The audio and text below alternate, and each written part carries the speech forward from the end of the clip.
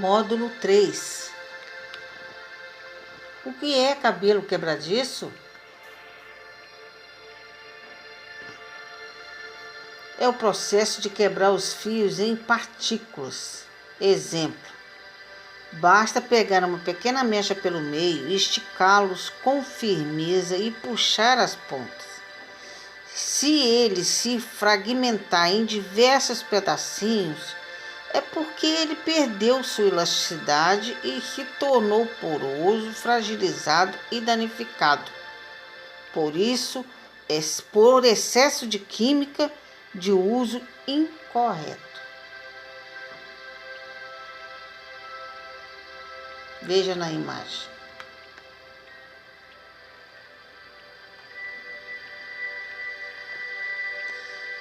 Essa imagem mostra um fio de cabelo em alta resolução e mostrando como ele se danifica. As escamas se vão quebrando e vai cortando o fio. Isso até dá a ruptura total, que é chamado corte químico. À esquerda, na imagem esquerda, nós estamos vendo um fio saudável, com todas as escamas seladas. A imagem do meio mostra um fio começando a se danificar, abrindo as escamas e não consegue fechar.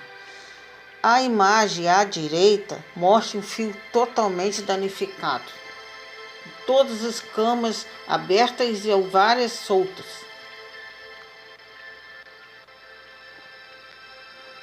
Agora nós vamos ver um fio no seu interior.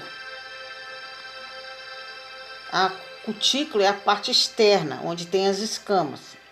A medula, a parte interior, aquele miolinho branco. E o córtex é onde estão esses pontinhos.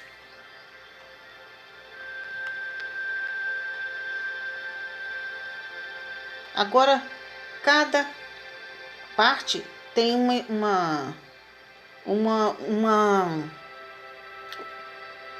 benefício. A cutícula, em sua superfície, ou cabelo é envolto por uma fina camada de cutículas capilares. Elas protegem as porções internas e por serem transparentes, permitem que vejamos a cor dos fios. As cutículas ficam parcialmente sobrepostas umas às outras, o que lembra escamas, e é por isso que também pode ser chamadas de escamas.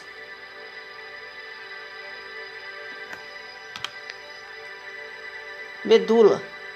Ela é a camada mais interna e central do fio. Ainda não se sabe qual a função exata dessa parte do cabelo, mas alguns estudos apontam que a medula pode estar relacionada com o início do crescimento do fio. Seria ela que apontaria o novo fio em direção ao poro da pele.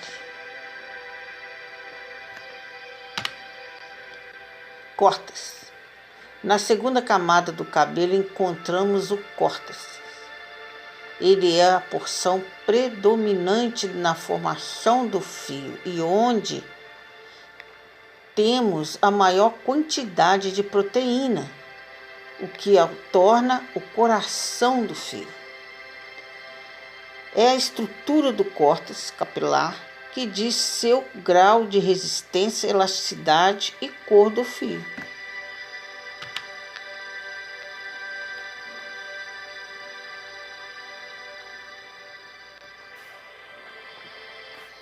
É nessa camada que temos a melanina, pigmento responsável pela cor dos fios.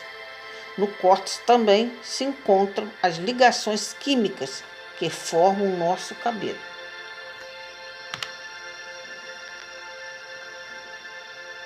Teste de porosidade.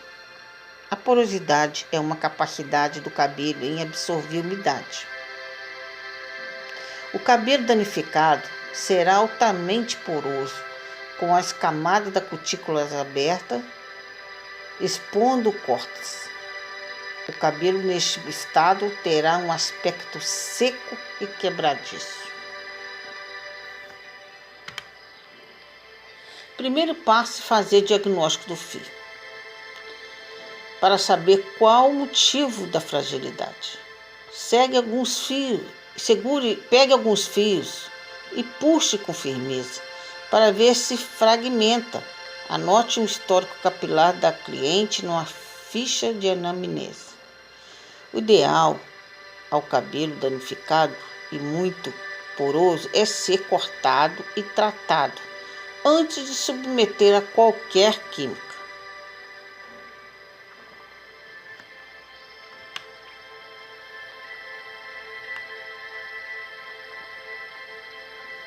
Nessa imagem você percebe quando o fio se parte, ele está tão seco que ele não consegue ter elasticidade mais. Quando você toca nele e puxa, ele realmente fragmenta.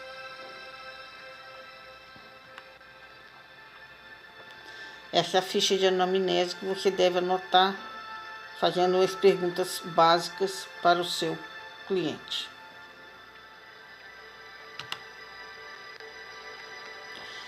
Lembrando que o tempo de aplicação, de pausa e o tempo máximo de ação da química no fio é diferente para cada tipo de fio.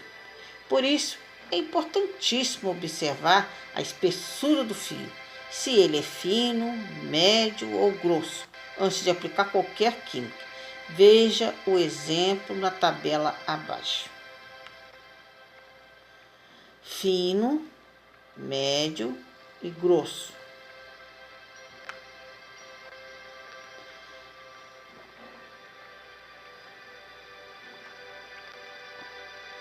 Na tabela, aqui nós vamos ter um exemplo.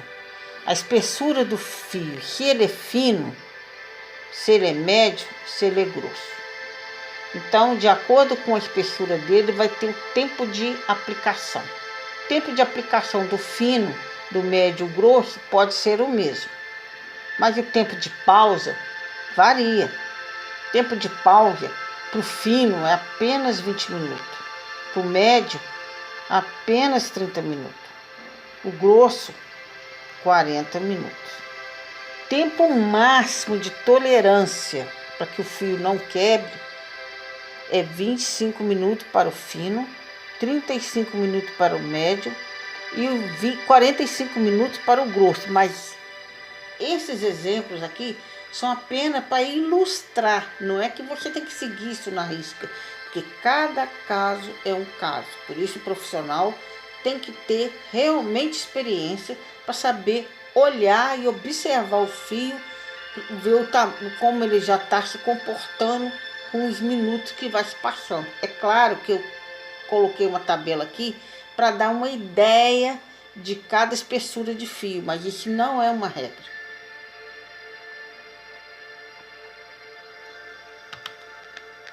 Nos vemos no próximo módulo.